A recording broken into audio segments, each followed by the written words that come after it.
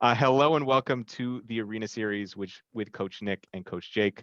I'm Coach Jake, and here in the Arena Series, our purpose is to inspire people to trust themselves, to live authentically and vulnerably, and to step into the arena in their personal and professional lives. Coach Nick and I have worked collectively with men for over 20 years. We currently run two men's groups and are finishing a novel, our final draft of a novel about a fictional men's group and the impact of vulnerability. And we're really excited to kick off the Arena Series tonight and talk about men and friendship. But before we dive in, why do we call this the Arena Series, Nick? Or what does it really mean for a man to be in the arena, right? Yes. The way I'm going to answer that question is that most men, most boys growing up would probably answer the question that often the arena is about winning and beating someone and being better than them, being in charge, being the leader, making more money, getting a promotion, sexual prowess, right? Sexual conquest, right?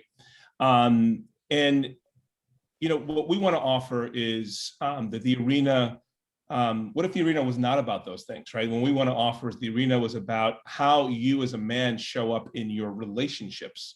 Now, we're in a relationship everywhere. We're in a relationship with people at work, with our family, with our neighborhood, our community. We're in a relationship with the world, with the climate, et cetera. But what if the arena was really not about promotions and how many times have I gotten laid in the last week, but rather how I show up for the people in my relationships? How do I show up for the world? What if redefining masculinity and stepping into the arena is about who you are as a person, your values, your core values, your character, the climate that you set, the energy that you bring into a room, which has actually very little to do with what you accomplish or what you achieve. What if the arena is the opportunity to consider the arena as a space where men can dare, to steal the words from Brene Brown, dare greatly and acknowledge their vulnerability and their authenticity. What we want to say is that the arena is really a place for showing up authentically and vulnerably. The arena, if you really visualize the arena is where actually you can win, if you want to use that term, where you can make things happen. It's where you're alive versus being in the stands and just watching a great game. When we're in the stands, you have very little to no influence on the outcome. When you're in the arena, you have the opportunity to make something happen. There's no guarantee that it will happen. And that is part of the vulnerability, is that you choose to step into the arena not knowing what the outcome is going to be. Rather, you choose to be in the arena because you choose to be alive, and you choose to learn, and you choose to experience. How's Absolutely. Beautiful. Nailed it. Okay. Beautiful. And we were inspired to call the men's group that we run the Arena Series men's group, and this Arena Series, we're inspired by Brene Brown's work around vulnerability and her use of the very famous Teddy Roosevelt quote about the man in the arena. And when we started that group, we actually began every session reading that quote. And we won't read it here tonight, so we can dive right into the conversation. But I'll say this, that our intention with this conversation tonight, and really inside everything we do, is to inspire all of you to be people in the arena, striving valiantly forward towards whatever it is you want. We hope you'll come out of this conversation tonight having learned something new and ready to step into the messiness of life in new and powerful ways. Did you say messiness? The messiness. I mean, that's messiness is vulnerability. Yeah. And we're going to be talking a lot about mess tonight. So with that, let's dive into this really exciting conversation about men and friendship, which I know you and I have been looking forward to talking about for some time. And Nick, I know in our description, we shared that men tend to have side-by-side relationships, while women tend to have more face-to-face relationships. Yeah. What are your thoughts on this? So, I know we shared an article from the Washington Post about this very subject, right? Men being shoulder to shoulder versus, like you said, face to face, women being face to face, and how COVID has disrupted that for men, right? You know, because COVID has taken away going to the sports game or playing softball or going to the bar or playing video games.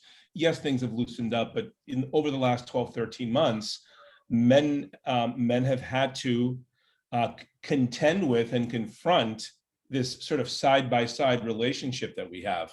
So I believe there's a couple of reasons why men are more comfortable with this side-by-side or shoulder-to-shoulder type relationship. I think number one is that when you're face-to-face, you are vulnerable because you're being seen, you're being heard. Literally, you're like all your blemishes, all your wrinkles, or all your mess, as you said, all the messiness is like right there, front and center, right? We're like right now, you and I are looking at each other. You can see everything about me physically, my background, etc., right? And I really believe you know, that there's two things about that, right? That men don't want to be seen and heard. And I think one of the reasons is that we compete with each other, with other men. You know, as men, we grow up, right? Do I have a bigger penis than my friends?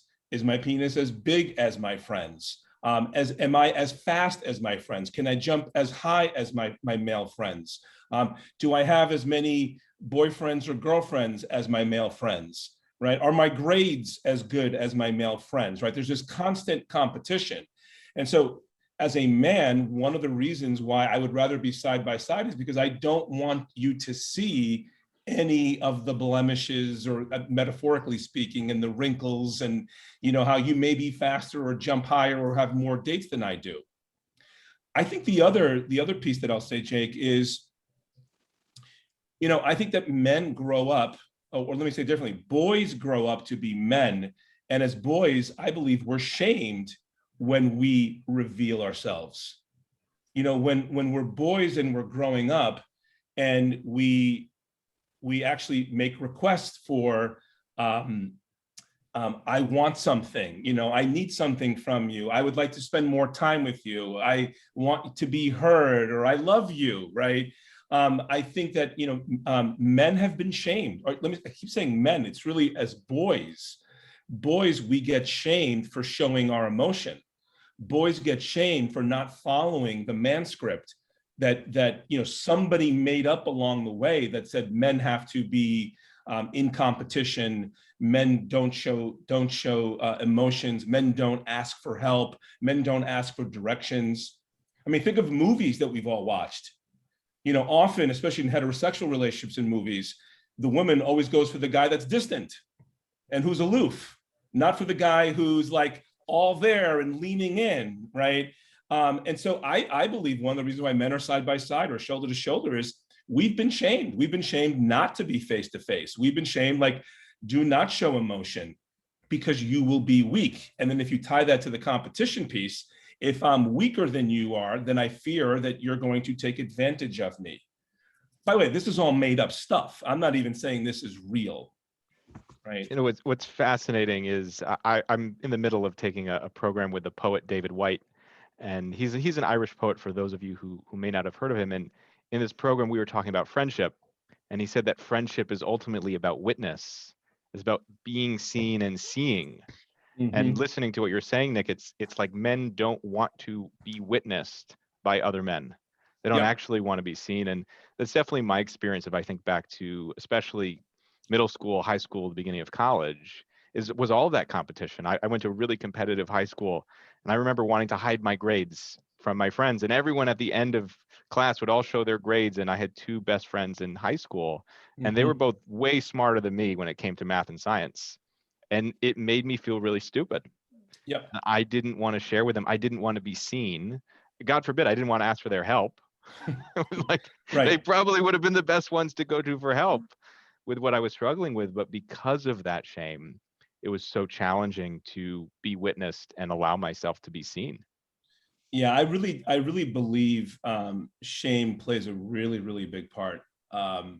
You know, and someone put in the chat room that the side-by-side relationship is safer. Well, it's safer because we're actually not really connecting, right? I mean, we're connecting with the TV that we're watching, or the video game that we're playing, or the sporting event that we're observing, or the softball game that we're both, you know, sort of looking out and cheering on, or hanging out at the bar with our elbows up on the counter. But I think that, men, I keep saying men, it's really boys who turn into men, have been conditioned to not share themselves openly, authentically, expressively. Because if you do, you're acting like a woman, you're acting like a sissy, right? And it's really interesting because I have two young boys, 11 and 7, and they have, and I listen to their conversations with their other boyfriends, right? And it's really fascinating how open they are. And then something happens. It's happened, for the men on this call and for the women on this call who have, men in their lives or have sons. At one point, someone or some people shame us. That's not how a man talks. It's not, men don't show their emotions. Men don't say, I love you first. Men don't say, I need you to another man, right? You're reminding me of a few questions that we had come in from all of you who are watching, and some of them were, how do you maintain friendships as you're evolving? How do you make friends after you're 50? How do men maintain long-term friendships? And we talked about this before, that it's not the way that men were friends when they began to become older boys and were shamed and shut down that intimacy, that willingness to be witnessed. It's all about the vulnerability, about saying to someone, hey, you do matter to me. Right. You're important to me. It's interesting. I had an experience actually leading up to this event with a few of my friends. I'm in a text chain with them, and we all went to college together and we ran track. And we'll exchange like track videos every once in a while, and everyone will chime in and say that's really awesome. And a couple weeks ago, I sent a link about this event about men and friendship, and nobody said anything. Now, meanwhile, I think what you told me is they were exchanging text messages about other things, right? Yeah, not recently, but anytime someone would send another thing, it would be acknowledged. Got And it. so I invite my friends to this, and there's silence. And I'm thinking, How whoa, many? How wait, many? About how many there are people? like 6 of us in the Yeah. chat. Yeah. And I'm thinking, whoa, okay. I mean, I didn't take it personally. There are several doctors in the group. I know they're very busy. But a week later, I sent another text, actually, after a conversation we had. And so I said, did anyone see this? I'd really love to share with you what I'm doing. And again, silence, like really silence. and and so it was really interesting because it's an experience I've had before when I've been vulnerable and wanted to share something with someone, invite someone to something, which is a very vulnerable act. Right. That being met with silence actually made me not want to reach out. Mm. And it wasn't like I thought they weren't my friends or I thought they didn't care about me. I know none of that was true, but it definitely didn't make me want to reach out for a third time and say, hey, this is important to me. Right. And most of the time I would sit in silence. I would say, this is important to me, but I justify away a reason not to be vulnerable. Well, you just did just a moment ago. You said, well, a couple of them are doctors, so maybe they're busy, right? Exactly. Exactly. And so today, leading up to this conversation, I didn't want to say anything. I wanted to let it slide. It had been a week, and I knew that we're talking about men and friendship. I had to step into the arena myself. And so I sent a message to them, and I actually said, being vulnerable, I'm pretty bummed that none of you responded. Mm. That That's really courageous of you to actually say, I'm bummed. Yeah. Yeah. It's something I've been practicing in a lot of relationships, but not a Mm-hmm. lot of relationships with men. I'll say it Mm-hmm. to women pretty easily, but to men, to allow myself to be witnessed, to kind of just cross over that line, has been challenging. And so today, to say, hey, vulnerably, I'm bummed. You don't even have to come. Like, I just don't like the silence. Like, it's cool if you don't want to. I don't, like, that's fine. And 2 of them wrote back almost immediately, really saying, it's not personal, of course. And one of them even said, I'm so appreciate that you were willing to call out the group Yeah. and say something. Yep. And he made the comment that, we're all mature now. Like, we can have these open conversations. And that's the first time that's ever been acknowledged inside the group, which I just found so powerful, in that my friends actually are at that level where we can be vulnerable, even if we don't realize it yet. Yeah. Let me ask you this question, Jake. I'm going to make what I think is a strange connection, which is, why don't men get messy with each other, right? Maybe Yeah. we've already answered it. in what we've already been sharing. But like what you said is, I mean, I have to believe that folks who are on this, in this conversation, thank you, by the way, for being part of this conversation, have done the same thing. They've sent a message out, there's been silence, and then we rationalize and justify it by saying, oh, they're busy, they're doctors, they have kids, they have a newborn, it's a Tuesday, you know how Tuesdays are, it's COVID, people are bogged down in COVID. I mean, whatever, right? It's like, and you sort of like let it go, right? It reminds me a little bit of men when they say, especially in heterosexual relationships, happy wife, happy life, which makes, I mean, that may be the thing that like makes me cringe, right? Because it's like, let me like go along to get along, right? Not say anything, right? And think it's all going to be okay. Why don't men mix it up with each other? Like, what do you think it is? It's fascinating. I never thought about this before until this call. I think it's actually because we don't want to show how much we care. Like, thus, vulnerability. Exactly. I don't want to communicate to my friends who I've known for over 10 years how much they matter to me. And I don't want to be vulnerable and even though we all know it's that acknowledgement and that vulnerability, that intimacy that is really scary to sit inside of. And that willingness to be witnessed and seen and knowing that they may not reciprocate. Yeah, and the reason why we keep bringing up the V word, by the way, right? And it would for the folks who are participating. Again, thank you for being a part of this experience tonight. Think about what is your relationship to vulnerability? What does that word mean when you hear it, right? The reason why I believe, and you tell me, Jake, if this is accurate or close, the vulnerability is that if you were to share with your friends like you did, like, hey, I'm bummed, I'm hurt, like, hey, this is not cool. I'm being seen and heard, and I don't know what I'm going to get back. What if they don't respond again? Oh, exactly. Oh, shoot, I am really weak. Oh, shoot, they really got something on me now. Oh, shoot, now I'm being that needy guy that I was told at 13, 14, 18, 23, 39. I won't go any higher and show my real age.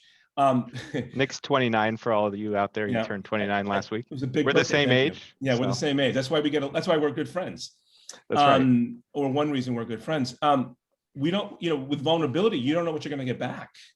And men have this illusion, and it is an illusion with a triple capital I, that we need to be in control. It's nonsense. It's complete and utter nonsense, right? There's this notion of control. By the way, control creates separation anyway. Like, the more controlling you are, the more you're committed to being controlling, the more that it creates separation. It's really hard to be perfect. It's really hard to be friends who are perfect. It's really hard to be friends who expect me to be perfect. Yeah. And men create this experience like, I've got to be perfect. I've got to look good, which is why I won't ask for directions. No. I cannot show that I don't know where I'm going. Let's be lost for 2.5 hours. That part's okay. Yeah, it's fascinating. I want to say one thing before we move on to the next portion of our conversation tonight. That another thing David White said in this program that I'm taking is that friendship is about forgiveness. And I think that's forgiveness and mess are so key, and they go together. Mm-hmm. Because to get messy with someone, I have to trust that they're going to forgive me if I upset them, if I say something wrong, if I cross a line. And that being willing to forgive and is super vulnerable. Yeah. And it really is at the core of these relationships. I had to trust that my friends, even if they were triggered by what I said, that they would forgive me. And I had already chosen, I forgave them. I was already there. Right. And I think it's to bring that into our friendships, especially men to men, but men and women as well, that willingness to forgive. Yep. That's where longevity, that's where sustainable relationships come from. Yeah, and I know we're going to move on to and bring on our special guest. I just want to say this because you triggered something for me, which is friendship requires work. It's different than being family.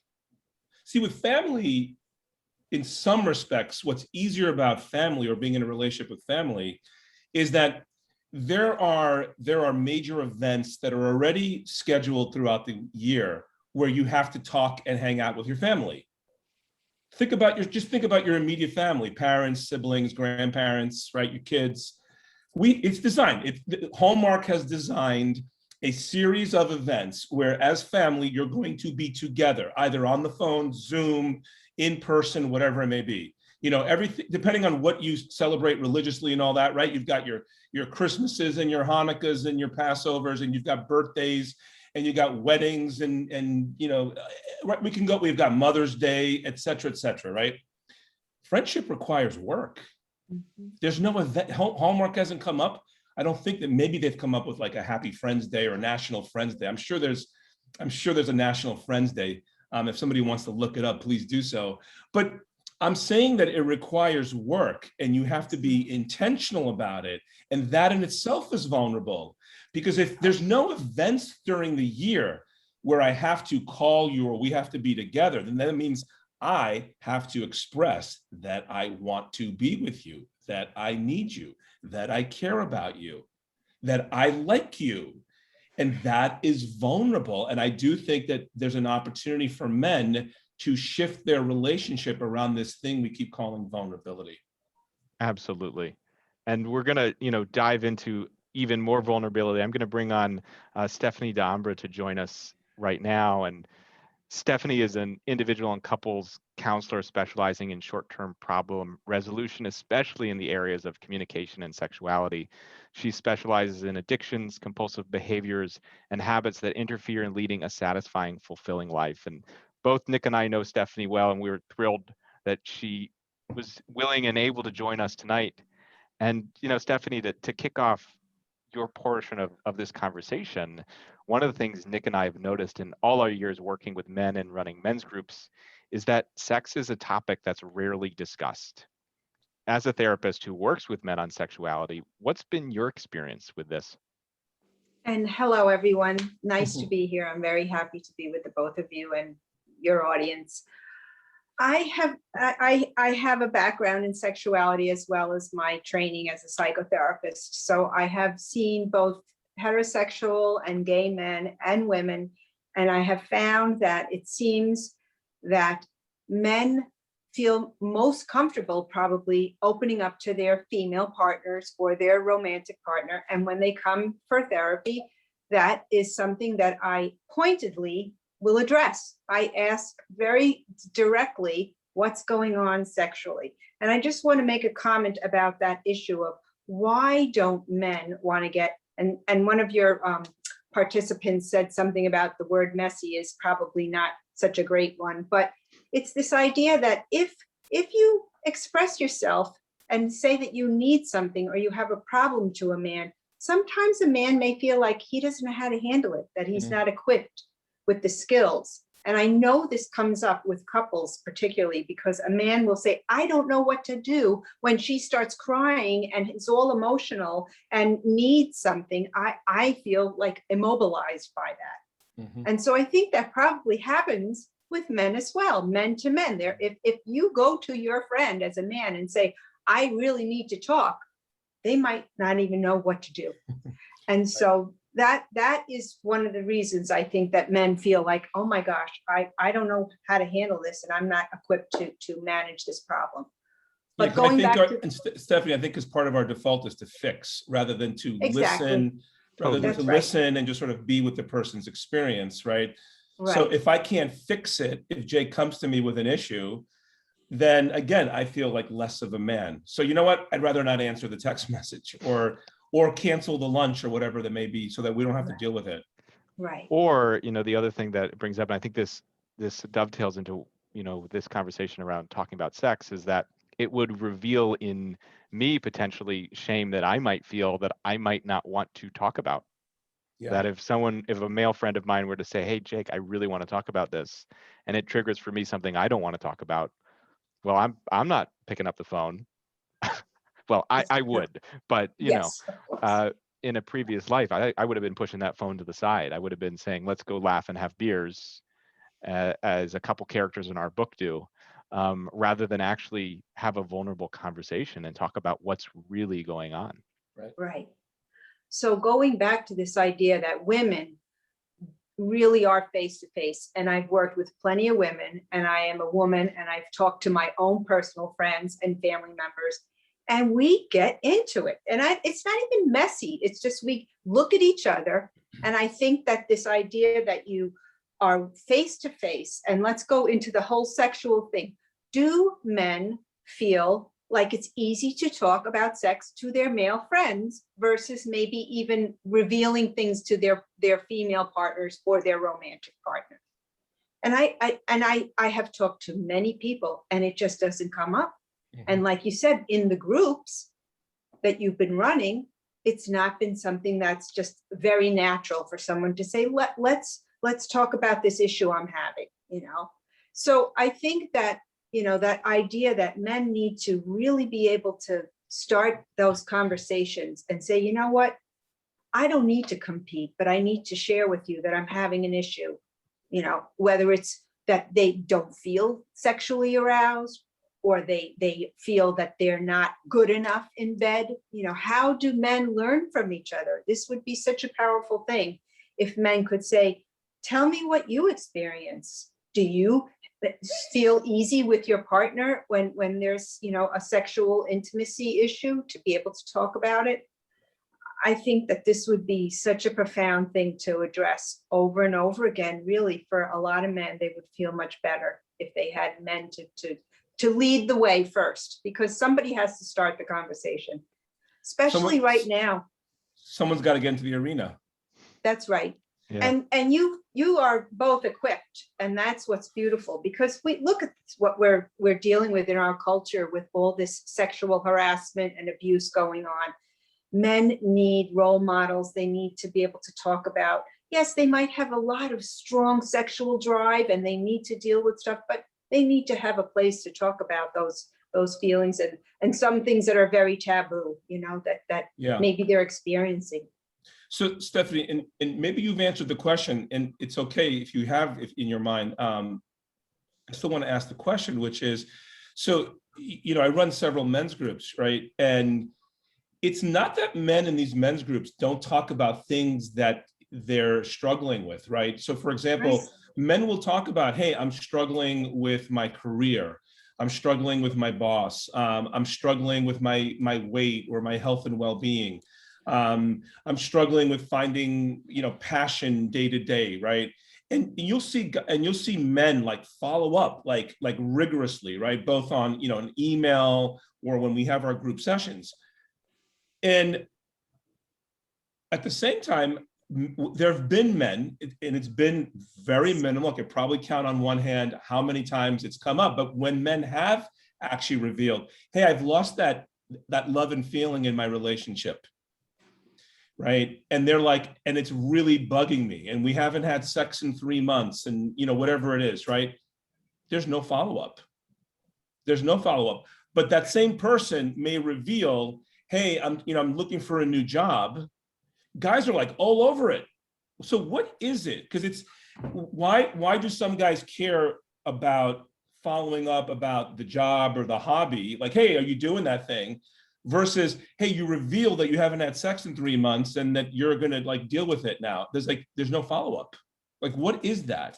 Well, it points to that idea that I said, that if they can't fix it and they don't feel equipped, it's hard for them. And that's why I say bringing in resources and books and materials for men to understand that, you know, you don't have to have the right answer. You just have to explore it with each other. Mm-hmm. If, let's say, someone is having an issue with not being able to be aroused, an erection, and normalize that kind of language and really get into those specifics.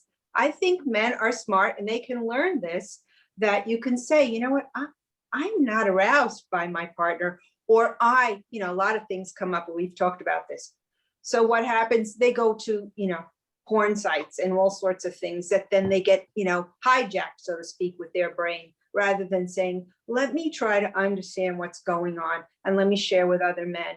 It doesn't have to be a specific answer. It just has to be, this is going on for me. And I think the two of you can encourage this a lot more. What it makes me think of is we had our group session. We run a group called the Arena Series here on Zoom, and we had a session on Tuesday where we talked about sex. And when we brought it up, there were jokes and there was laughter. And my experience is that's how men usually talk about sex. It's either the competition or it's the laughter and the joking and being silly about it. And I pointed out, isn't it interesting that this is the response, that we all started joking about it? And it was only a few minutes later when we started talking and speaking about the shame that's in the background, that I think most people have some version of shame that they experience around sex and sexuality. And that for men, the laughter is the best way of hiding that.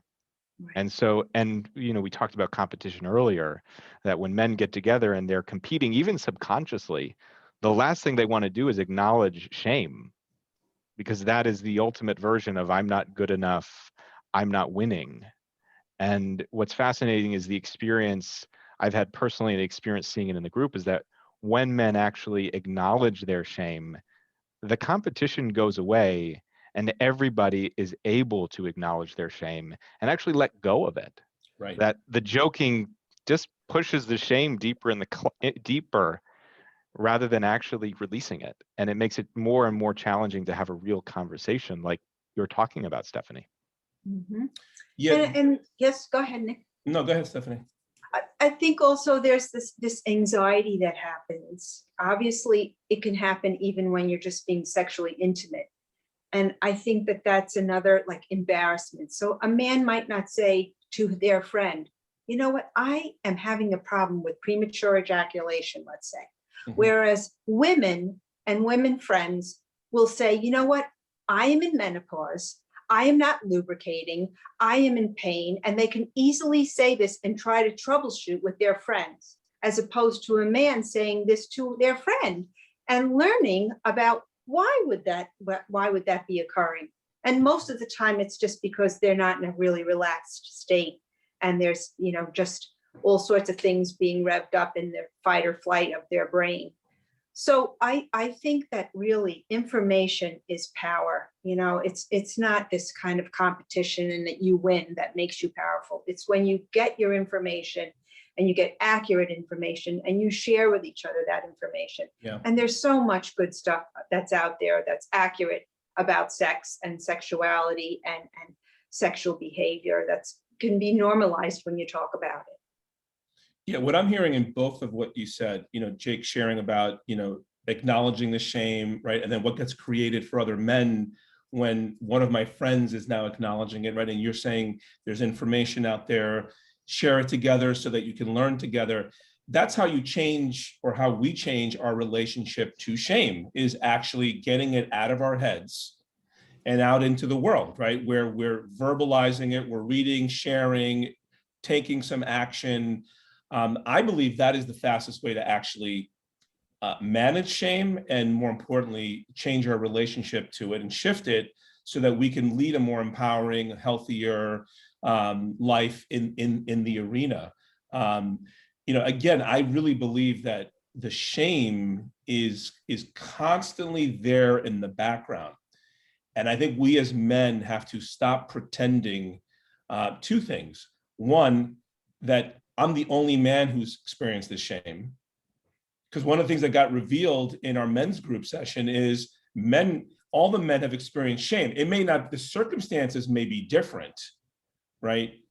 Something happened on a Monday, something happened on a Tuesday, but something happened, right? Something happened in our lives along this journey that had us feel shame, so that we don't want to be seen, we don't want to be heard, right? We don't want to put ourselves out there and say, hey, I really want to be friends with you, if you will, right? I think we've got to get it out of our heads. Men are often accused of living in the cave or going to the cave. The cave is our heads. That's the cave. And it's torture. It's torture because we really operate like we're the only ones. And until you share it, the other men are like, oh my God, thank goodness you said that. Like, I've been feeling the same way. Like Jake shared, he and I were having a conversation about sex, and he shared about, his relationship to it. And I said, oh yeah, I have a similar thing as well. And And it's like, oh man, I mean, that's how you create connection, is not being perfect. That's what I said earlier in the call. You know, men operate from or think they have to be perfect. Man, it is so getting in our way, so getting in our way. And, you know, just reminding of that conversation we had, that I think back to the conversations I had in college, where it was none of that. It was all this braggery and extrapolation and just, you know, that for me, I was sitting there like, geez, that's not my experience. And like looking back on it, it was all BS, I'm sure. But at the time, there was none of that. Oh, this is what I'm struggling with, or this is challenging for me. There is none of that acknowledgement of shame. And, you know, for those of you who are watching, Brene Brown has done a ton of research on shame. And what Nick's saying about sharing it, that vulnerability is the antidote to shame. That when you allow your shame to be witnessed and seen, that's when its power is taken away. And there's research to back this up. It's not just anecdotal. Right. It's very good. Steph, I think that when one person shows vulnerability, and think about, you know, like if we're talking about sex, how many people really look into each other's eyes and keep their eyes open? Just that conversation alone, if you were to ask the men in the men's group, do you keep your eyes open when you're being sexual with your partner? It can't get any more vulnerable than that. I mean, when it's face to face like that, and doing those kind of exercises, even in the group, I don't know if you ever do that.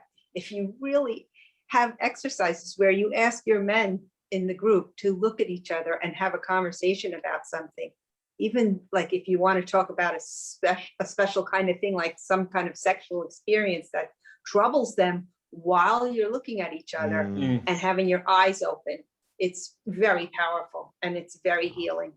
Well, you just gave us an idea for an exercise. We have done an exercise, especially pre-COVID, where we've had men look at each other, in, you know, face to face, in the eyes, and talk about what they want. And that is vulnerable, right? I mean, to show, and if you do it long enough, right? If you do it for a minute or two, which may not sound like a long time, but just try it. Oh yeah. Where someone is asking you, well, what do you want?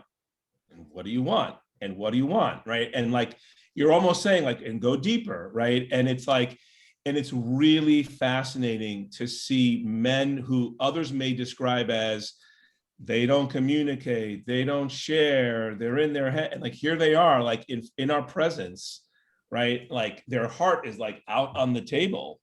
And it's like they're alive. They're in the arena. That's what I mean. The arena is where you're alive. You're putting yourself out there to be seen and to be heard.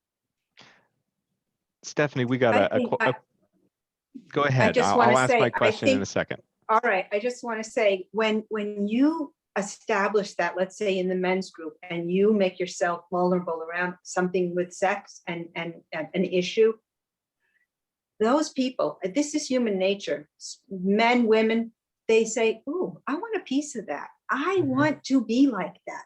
And it really makes a difference when the leaders like you set that up. Then it allows them to say, "I can do this too."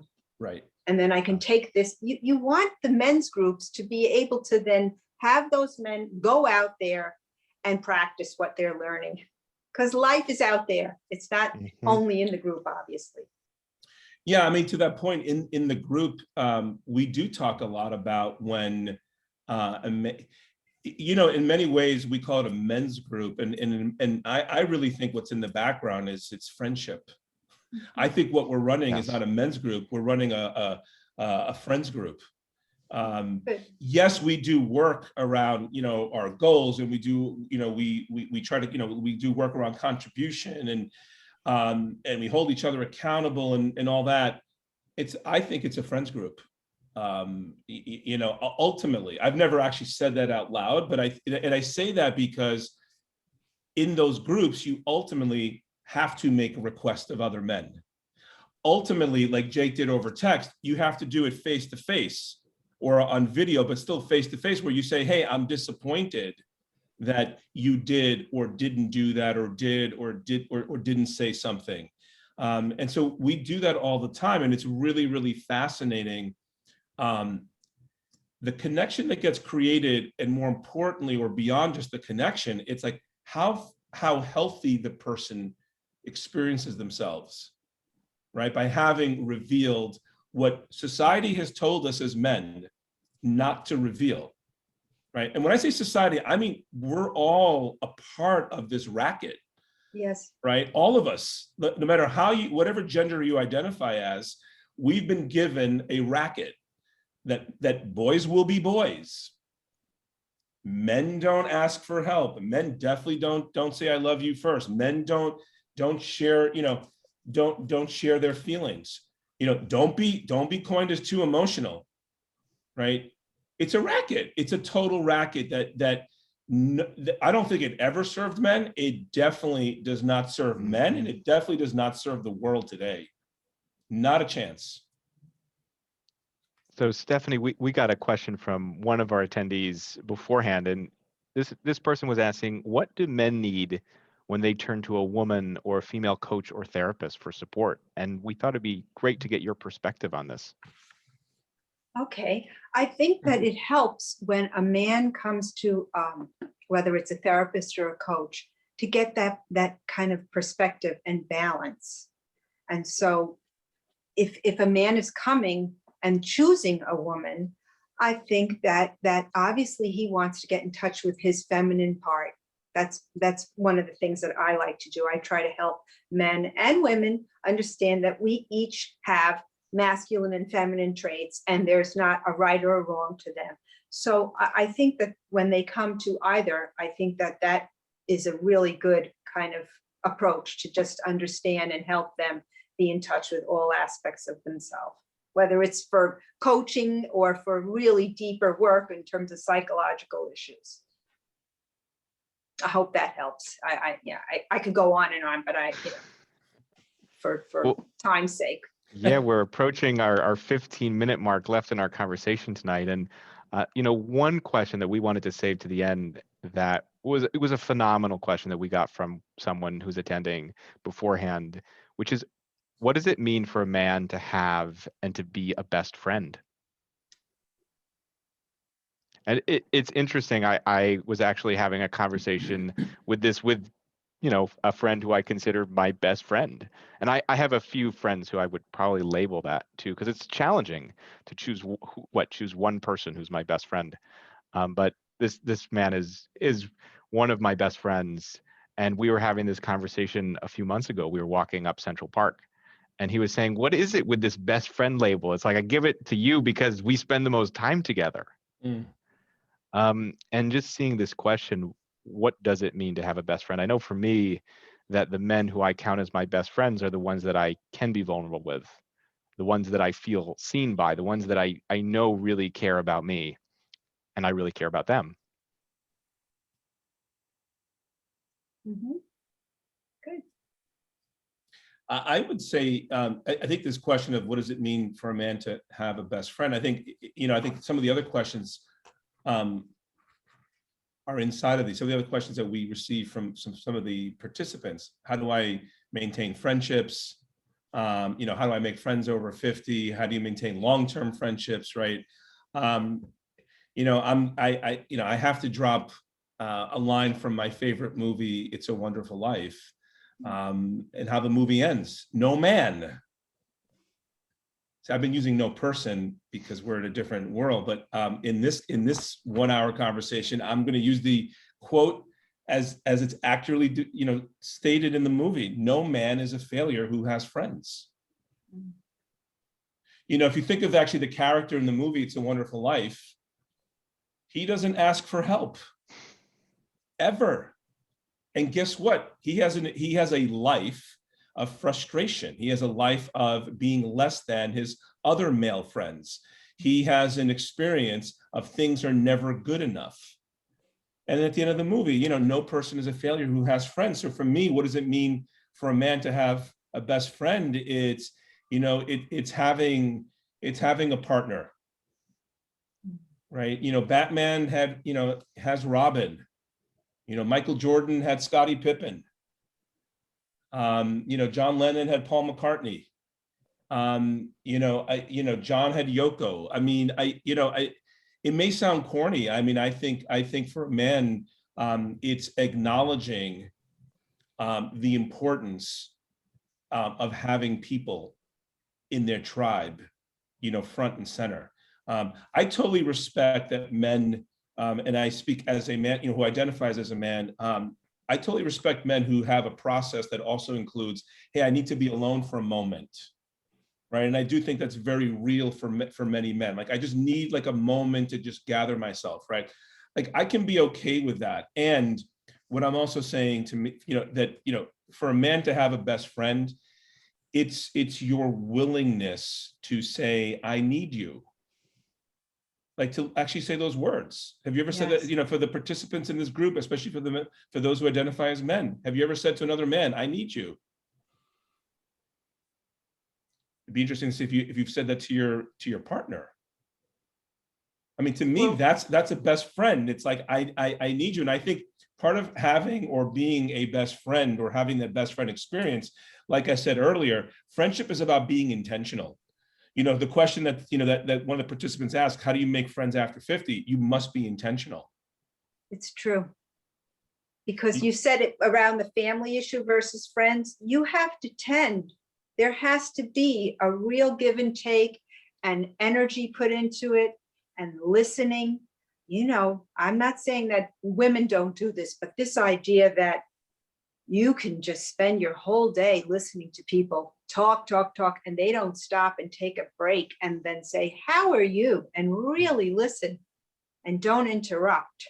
I mean, that's a big one. So that can really be an important component of how to become a good friend, and be a best friend. Listen, ask, seek the person out, say, I need you. I would like to spend time.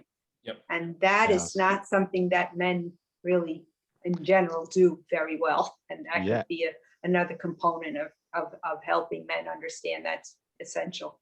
What I'd add to that, and it's been alluded to a few times tonight, is for men not to try to fix, and not to try to fix their male friends as much as the women in their life, to be okay with the discomfort of unresolution. And we've talked about it before, that fixing is a way of avoiding vulnerability. It's a way of avoiding being with discomfort of another person being uncomfortable, but also seeing where me as a man, I'm uncomfortable with what's going on. And it's really funny. It's not funny at all, actually, that when men try to fix, it's the least generous thing that they could do, because it's not about the other person at all. It's about making themselves feel better. And I can say that because when I've been in relationships and I've tried to fix, whether it's a romantic relationship or a friend relationship with a man or a woman, that when I try to fix, it's because I'm uncomfortable that things are unresolved. And it's totally selfish versus being with what's there and meeting that person where they are and allowing for the space to be. As uncomfortable as it may be, that is the most generous, loving thing that a friend can do. Yeah. Right. And I believe, to go back to some of my earlier comments about the role that shame has played in our lives, I believe that as boys, again, for those on the call who identify as a man who was once a boy, I think we've all used the version of I need you and have been shamed for it. I really believe if you really were to, especially after this call, were to meditate or just be present or go for a walk, you've all done it. And likely you've been shamed for it. I remember being, about 12 years old. This is what I mean, because at some point it changes, the light goes off because you get shamed. When I was 12, I went to see the movie Grease. So you can probably figure out, maybe he's not 29. He's not 29, like Jake was saying. So I made him fib. So it's not Jake's fault. But I went to see the movie Grease. And I remember and I went to see it with three of what, at that time were my best friends, right?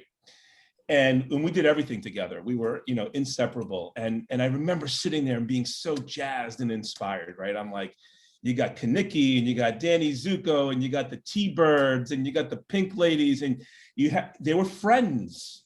I mean, they were friends, all of them, right? In their mess. I mean, talk about mess, right? I mean, that's a mess. The whole movie is a mess, right? You know, and I remember I walked out of the movie theater and I was like walking on cloud nine.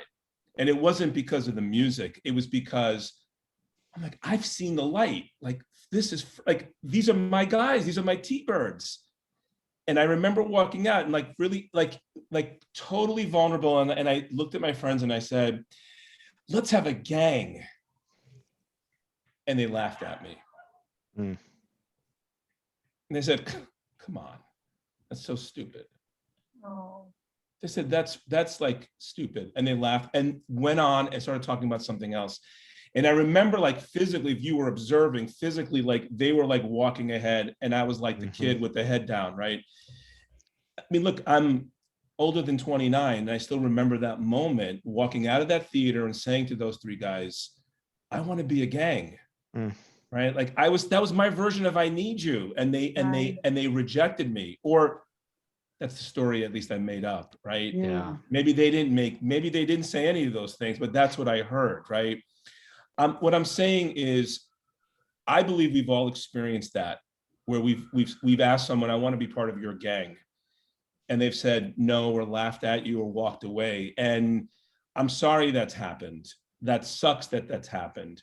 And if you want to have friends after 50, or you want to have lifelong friends, especially as you evolve and the world evolves, I really believe you got to keep asking for, for them to be part of your gang. Like, I don't know how else or what else, I don't think there's a magic, potion. I think you just have to be vulnerable. And I think that the more vulnerable you are, you will energetically attract in the universe other people who are like, yeah, I want to be in a gang too. Well, that's why you developed these wonderful groups. It's exactly why, actually. It's really wonderful that you did that. It helps you, it helps them. I'm like, hey, you three don't want to be in my gang? I'm just gonna go create another gang. You bet.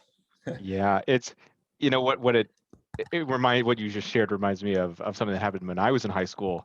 For those of you who don't know, I was obsessed with ancient Greece, which is another reason why Nick and I get along so well. I finally found myself a mentor and a friend who is Greek after many years of looking.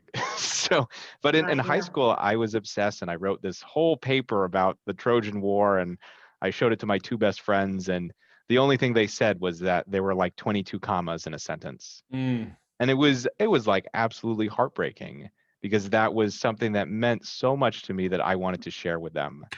And, I think about what I shared earlier about texting my college friends, and for the silence for those first few times, that it wasn't the same experience as in high school, because they weren't saying anything negative, but the silence was still uncomfortable and a bummer.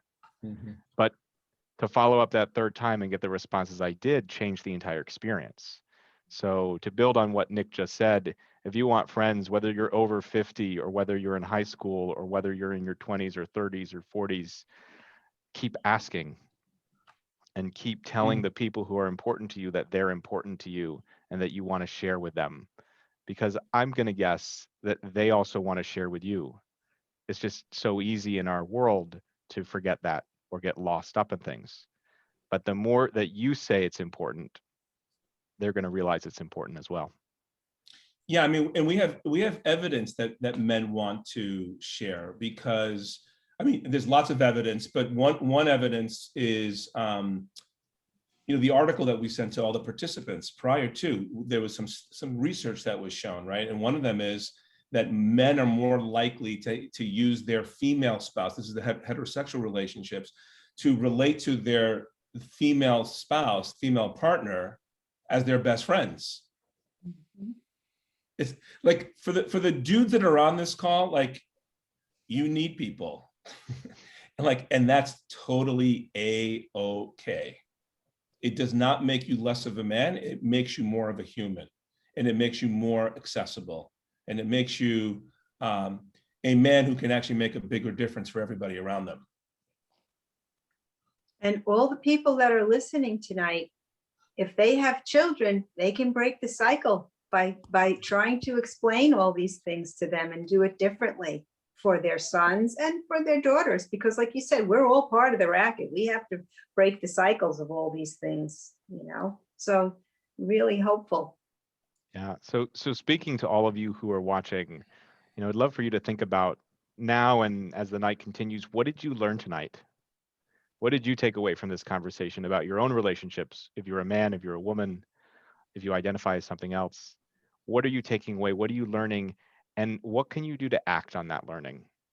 How can you take that learning and turn it into something new with the people in your life? And if you're a man in this room and you want to learn more about joining Nick and Mai's group, you can reach out to us.